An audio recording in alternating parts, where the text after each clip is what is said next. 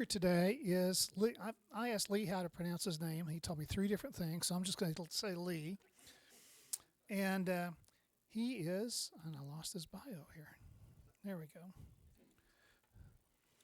Before I get into his bio, Kathy and I are both members of Theater Circle, which is one of the best buys in Stillwater. Provides scholarships for theater students. Highly recommend it. Talk to us. We'll be glad to get you hooked up. So Lee Brasuell, Brasuell, Brasuell is the head of theater at Oklahoma State University. He's been named an Oklahoma Da Vinci Fellow by the Da Vinci Institute and serves as the Mary Lou Lemon Endowed Professorship for Underrepresented Voices. Who knew there was such a thing? This is really cool. Professional credits include aerial and circus rigging for design for Tony Award-winning Looking Glass, Looking Glass Alice, Circus Quixote, I'm not going to try that word, Peter Pan, Phaedra, Cascabel, and The Little Prince. Head of special effects and flying for the Lyric Theater's production of Wizard of Oz and When You Wish, and production design for Sheer Madness at the legendary Chicago Theater.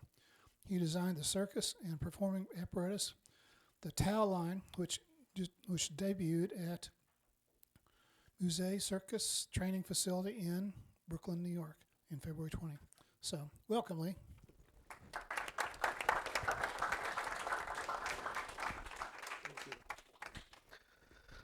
Hello, everyone. Thank you for having me here today. So I'm here to just talk a little bit about theater, what we do. Of course, I wouldn't be a good department head or producer without plugging our upcoming production of Cinderella later this month. So please come and check that out. A little bit about us in theater. In my department that here at OSU, we are big advocates for the arts in general. And if anyone here knows anything about theater, it is a conglomeration of a lot of different of the arts. You have the performing arts, you have music, you have design and production. It's a big STEM area that a lot of people don't even think about when they think of theater. They think of performance, right? But theater and the entertainment arts, I like to broaden it out a little bit because so many of our students go into so many other things. The entertainment arts are a very collaborative process, and we do all these different things. One of my big missions since I took over as head, is to grow our department, of course, but grow the arts here in Stillwater. And we've done that through a couple different things. Some of it is getting out and trying to do more events, things like this, talking with people, but also getting our more students onto campus, better students here, so that we have better performances. And that's where the Theater Circle comes into play. We started that up 4 years ago. It's a program where we raise funds strictly for student scholarships, so that when we're out recruiting, we can get those students from Texas and other places and here in Oklahoma to come and really produce some great stuff. So talk a little bit about Cinderella. This is a show for me that, it's a fun show. It brings a lot of people in. That's one of the reasons we did it. But I also had the opportunity for this show to bring in a very special guest artist. And this has been one of my missions. We know that, when people talk about what are you going to do with a theater degree, how are you going to take what you learn here at OSU and take it to some of these bigger destinations, Chicago, New York?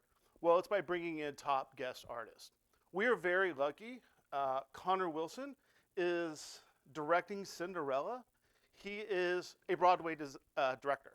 He is the associate director for the Harry Potter play. So not just the one in New York, but he travels globally to make sure that all the Harry Potter shows are what they're supposed to be, that they're all the same, that wherever you go, people see the same thing. So how I got him here, it was, it wasn't like he was calling me up or anything to say, hey, I want to direct there. He's from Oklahoma. He graduated from that other school. But he's from Oklahoma, and he wanted, just like me, he's very passionate about building the arts. He does a lot of workshops, and so I was able to get him here to do a workshop last year And through conversations, he was like, hey, I think I got a little bit of time in my schedule, you know, let's see if we can work something out. So I was able to work with him to get him here to work with our students, which I think is really important for them to learn about arts and the business of theater. Because if you know anything about the business of theater, it's not one of the easiest ones to make a living at. So a lot of it's who you know, not just the work that you put in, but also who you know. So I think bringing people in like this is really important. So Connor came in. He's also, if you know the play Waiting for Godot, he just finished that on Broadway as the show's associate director for that as well. So we're really lucky to have him. That's been one of my big things, to bring in these professionals into Stillwater to work with our students. I think it helps them build those relationships, but also gives them a different viewpoint than what the directors that we have. I've got great faculty and great directors, but they get to learn from other people in the industry. So if you get a chance, come see it. It's going to be a great show. I got to watch a run through last night, and it's an hour and 45 minutes, and it's going to be a fun time. So just want to talk about that. So here's Connor. He's in rehearsals with our students. So it's a great experience for them. But I also want to talk a little bit about what it is that we do, right? People are like, well, you put on shows. Yes, we put on shows. But what we do is so much deeper than that. One of the things in our mission is that we want to empower students to become versatile artists, but also leaders and visionaries. And that's really important to us, that they're able to take on these projects of not just acting the show, but they're creating their own art. They're leading. And so that's one of our things that we really want to do. We want them to be complete artists, right, with a deep understanding of theatrical craft, commitment to excellence, and a passion for humanity. That's one of the things I think is great about the arts and theater, is that it's a reflection of humanity. It's entertainment, but also the stories that we tell. We tell so many different stories of what's going on in the world. We embody, some values such as collaboration, innovation, dedication, and lifelong learning, and I think that's really important. We have a lot of our students, I think teaching especially like the collaboration and innovation is really important, because, and I'm honest, a lot of our students don't end up doing theater specific. That's not what their career is going to be. A lot of times it's arts adjacent businesses, program management, fundraising. There's a lot of different areas that they go into. And so being able to collaborate, be able to talk with somebody is really important, and work with somebody and to innovate, think outside the box. And in theater, we're always doing that. I'll talk a little bit about that in a few minutes. But also become ambassadors for transformative power of the performing arts. Talking about engaged citizenship, Rotary is a great example of that. And theater is an example of engaged citizenship and personal responsibility. Our students, through learning about the humanities, what's happening in the world, studying the liberal arts, they're able to become better citizens once they graduate. And so we're not just, as a department, teaching students about theater and the arts. We're also working to make them a very engaged citizens, so that when they do go out and they are working in the industry or an adjacent industry, and we also have a lot of students that once they graduate, they go out, they end up going into law, or they go into business, they go into other areas. And the training that they get here is very important for that, especially the soft skills. So when I talk about that, we have a lot of, we talk about the cultivation of interpersonal competencies. I think what's great about theater students, and I say theater, but I also like to use the word entertainment artist, because one of the things that it teaches you, integrity, teamwork is really important in what we do. I like to use the, analogy that, a fine artist sits in front of a canvas. It's all them painting, it's what their thought is. In the theater, you have to be able to work with so many different people. A production might have, a small production has about 10 to 15 people working on it. A large production, for instance, Cinderella, there's 23 people in the cast. There is almost the same amount of students in the design and production area working on the show. Your directors, your designers, producers. So there's, 60 people working together to create this one thing, this one piece of art. So we all have to be on the same page. We have to be talking to create this art. So teamwork's a big thing that we deal with. Communication, we have to communicate, of course. When you have 60 people working on one project, if you don't communicate, and there are times when it doesn't, you don't communicate, that happens, things fall through, but that communication is what ends in that final product that you see on stage. For a show, for instance, Cinderella, we started talking about this show last May. We started, getting the director on board, getting concepts. Designers start working on things, so it's a very long process that we have to communicate for. One of the things that we also like to build as theater professors is character, not just the characters you see on stage, but the character of a person. We believe it builds a lot of great character. Resilience, and one of the biggest ones for me is problem solving. I have had to do so much problem solving in my lifetime. Now, I'm not a performer. I'm from the design and production area.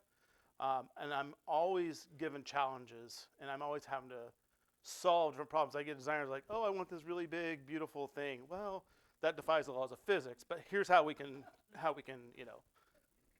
manipulate and work around that. So, problem solvers. I also like to talk about, when I talk about theater and what we do, it's not necessarily just performance. It is a STEM field. We are the ones that put the A into STEM to create STEAM. I like to use that word a lot, and I hope, anytime you see it anywhere, talk about adding that A in to STEM, because they actually go hand in hand. You have the artists in that room that are creatively thinking outside the box. I get tons of 4 to 5 times a year for us to go and talk with people in geology, engineering, and stuff like that about how to speak to people, or ways to think outside the box, be creative. And so I think it's really important that we put these two together. But in theater, we have designers, right? So they're creating the color palettes, all that, the visual looks. We have music, right? One of the traditional performing arts, performance. But we also have engineers in our area. How do you put together that set that rotates and things fly? You have to have a lot of math, right? You have to understand structural analysis. You have to be able to do all those things. You have to be able to budget. Budgeting is such a big thing in what we do. So theater is like this conglomeration of all these things. Technology is such a big thing in our area. I have done a lot of automation programming. Who here, when they go to see a show, there's all the lights. Does anyone have an idea of how many lights might be up in that grid? Sometimes in our shows, there's usually about 300 on our stage. Some of those bigger concerts, you're talking up to 1,000 lighting instruments that have to be programmed, the automation, channeling. I mean, it hurts my head even sometimes, right? So we are a STEAM art form. We do a lot of different things. So I always like to talk about that because people don't really realize all the stuff that goes into a production. At my job now as department head / producer is I'm the one that's trying to coordinate all these different things, make sure that we have the people there that can do all these. So I'm hiring them, making sure that we have the budgets. And the budgets are, of course, never enough. So, we're always trying to figure out creatively how to build something, create something, sometimes on next to nothing. And I think that's what's great about theater people is you can give them a task and ask them to do it, and they'll find a way to do it for almost nothing, if you don't have a whole lot of money. So Um, so, when I talk about that, I like to use some of my examples. Tim talked about one of the projects I did. This was actually done with the mathematician here on campus at OSU, Henry Segerman. It just happened to be a conversation. We were sitting around at a lunch one time, and we were talking about, we were asked to draw what we do, our research is. So I started sketching some apparatus out, some rigging and design apparatus out. And he was like, hey, I want to talk to you afterwards. I was like, okay, didn't know what he wanted to ask me. So he pulls me aside afterwards, like, hey, I love the circus. I juggle and do things like that, and I have some ideas. I was like, oh, okay, cool. I went over to his office, and he had all these geometric shapes that he had thought about that could be potential circus apparatus from a conversation he had had with a friend. And that's where this came to life. This is when I was like, hey, that one will work. I took my experience. And so we built this. It's made out of aluminum tubing. We built it. We took it to, ended up going to the Muse in Brooklyn, New York, a big circus training facility. We did tons of workshops. We had a show that opened. We had a lot of people there. It was about ready to go on tour. That show was on February 15th, 2020. It was scheduled to be in the International German Wheel Festival that year. Well, we know what happened a couple weeks later. It still is getting some use, but it was one of those things. It just came from a little conversation of a mathematician and a theater guy talking, and we were able to build this and produce a show that was, in New York.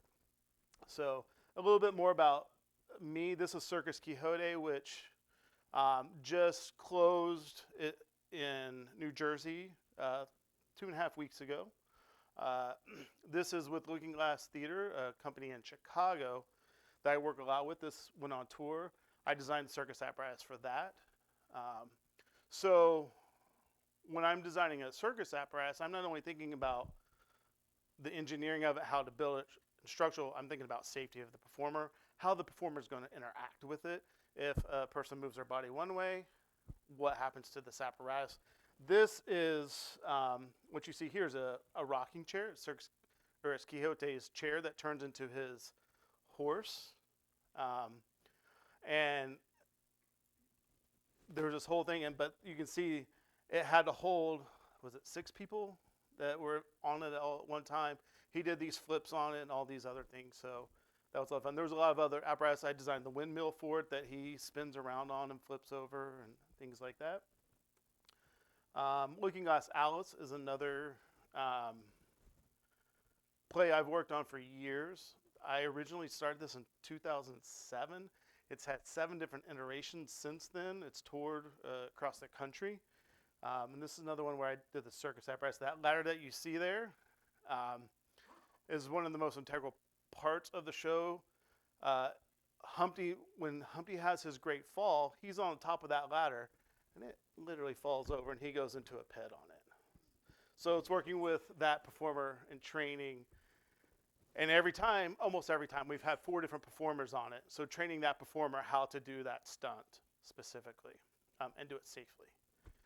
So some other things about me and what I've learned to do in theater. And it's not only just my circus rigging. I've designed, I do sound, lighting. I do a lot of different things. But I've also done some other community stuff here in Stillwater. A couple years ago, coming out of the pandemic, through the Prairie Arts Center, got put in contact with the Roxy Weber. And so I've been doing some murals out at the Roxy Weber over the past few years. So this was the first one we did. It was Pioneers mural. And this one is,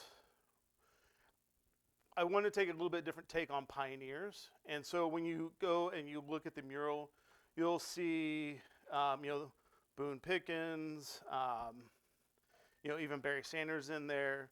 So I just took a lot of things that influenced, a lot of people that influenced Stillwater, and they're represented here in this mural. And each time I do this, I take students with me so that they get to learn a little bit about the process. I brought in the head of the Chickasaw Arts, Brent Greenwood, and he did the second installation there. I worked with him on this one. There's a quick little time-lapse video here. This one took about 4 days, I believe.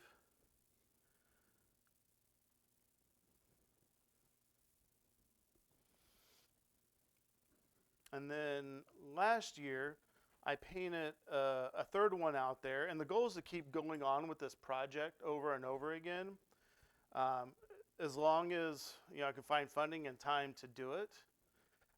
So last year I painted one still based on Stillwater Strong, after the fires. So this is one I had students help me with last year as well. So, the training that I've had in theater has allowed me to do so many different things. And, I always push, people are like, why do you want a theater education? I was like, well, it taught me so many different things. It taught me, to be collaborative. It taught me, a good work ethic. It taught me how to work with budgets or the lack thereof. It taught me about planning, and working ahead, things like that. So, I spent a little bit about me and how I got here to Oklahoma. I'm originally from Oklahoma. I was born and raised in Oklahoma City. That's where my wife and I met each other in undergrad. We left Oklahoma, went to grad school in Detroit. We weren't planning on ever coming back to Oklahoma, right? We had left, we were gone. Then after Detroit, we were in Chicago for over 10 years, fell in love with Chicago, the art and everything there. But there was something calling us back. All of our family was here. And when we decided to move back, we had the discussions like, if we're moving back, we want to grow the arts here in Oklahoma and Stillwater. And so since being back, that's been one of my big passions and one of my missions. Of course, we've been here. This is my 13th year, going on 14th year, so it's been a while. But it's to build the arts here in Oklahoma and even here in Stillwater, because we've seen what's happened with the arts in Stillwater over the past, I would say, 10 years, between the McKnight Center, the Art Museum, the Prairie Arts Center, now Block 34, all these things that are happening. It's uplifted Stillwater and made it a place where people want to live. They see what's going on. They see that there's this music scene that's going on. Hey, that's a place I could see myself moving to. So that's my quick spiel. Any questions? Yes, actually, I have one. So thank you very much. The murals looked really, really great. And so, one, are they still around? And two, you mentioned Roxy Weber, and probably everyone in this room knows what that means, but me. So where would we find that? It's just east of the post office. So it's the Roxy Weber Housing Authority, and it's actually a little hidden gem, because you have to go down into their parking lot, and there's just a bunch of big concrete walls throughout there. And so there was a resident there back in 2019. He's no longer there, but he wanted to liven it up, and so he got permission, worked with the Prairie Arts. They hired somebody. They ended up bailing on the project, and my wife, if you don't know, runs the Prairie Arts Center, and she was like, hey, would you be willing to do a mural? And I was like, sure, I'd love to. And then now it's turned into this larger project. Yeah. And the goal is, as time allows, just every year, try to do something a little bit more and just keep adding and having a fuel mural project down there. And I'm hoping to bring in some more artists with it as well. BJ, thank you for making it okay to admit you don't know something. So I have a question too. Yeah. So you're the department head and producer, as you're introduced. I don't know. I think I know what a director does in a production, but whether it's the theater or television or film, what's the role of the producer? What does I never really knew. I just thought they were the guys with the money. So. Yes. Which you have vehemently denied, so. what money we do have, I make sure it gets to the right places. Every year I have to figure out, once I have our budgets, our numbers in from our box office and everything else, decide where that goes. I'm also, okay, what shows are we going to produce this next year that in academia it's a little different, that meet the student learning outcomes our students need, but also, hey, what is going to help drive ticket sales? Cinderella is one of those. It's like, hey, this is a show that I know will sell. I'm in charge of hiring who we bring in, whether it's guest artists, assigning who's doing which shows.